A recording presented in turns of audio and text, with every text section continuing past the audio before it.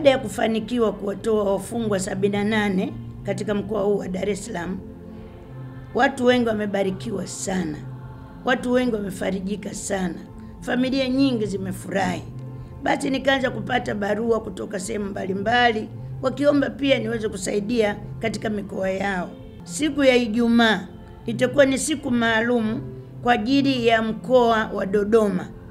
Mahali pale tumeweza kufanikiwa kuwalipia faini za watu ambao wana makosa madogo madogo ya 50,000, ya 100,000, ya 150,000, watu wapatao 50.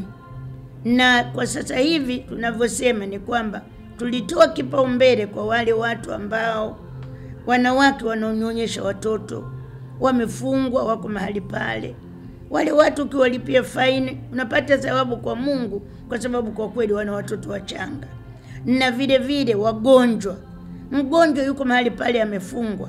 Si vizuri kama ukimlipia 50,000 au 100,000 akarudi nyumbani kwenye familia yake, augulie nyumbani kwake. Au wazee, tumewapa kipaumbele pia wazee vikongwe. Wale vizee vikongwe si vizuri waende ukakae nyumbani na wajukuu zao na watoto zao, kuliko umri wao wa utu uzima umalizikie gerezani. Kwa hivyo basi itakuwa ni sherehe kubwa kwa ajili ya kuwatoa hao wafungwa ambao kwa pamoja tumewalipia milioni 6 na 800,000. Hiyo ni awamu ya kwanza. Wengine bado wamebaki. Na kama kuna mtu yoyote anaiguswa na huduma hii, na wewe pia unaweza kwenda ukajitolea ili uweze kuwatoa hao waliobaki. Na tukitoka hapo tunaelekea Morogoro. Kwa nini tunafanya hivi? Tunafanya hivi kwa sababu kwa kweli kumsaidia mhitaji ni thawabu kubwa mbele za Mungu.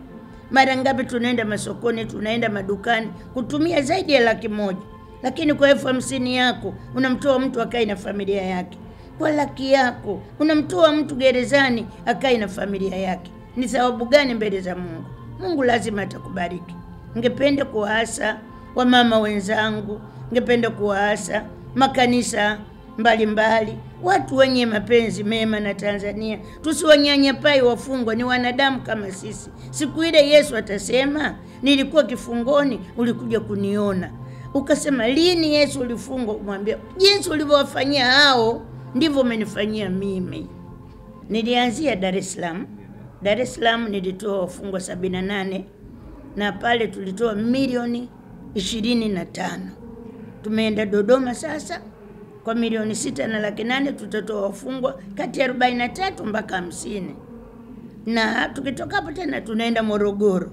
Vile vile jinsi Mungu anavyotujalia tunaweza pia tukatoa wafungwa kadhaa. Sisi tunaonyesha mfano. Mwingine mwenye moyo afuate nyayo. Na vile vile hata huyo mwenyekiti wa Paro, Mheshimiwa Lyatonga Mrema, atakuwa pale Dodoma kushuhudia tukio hili.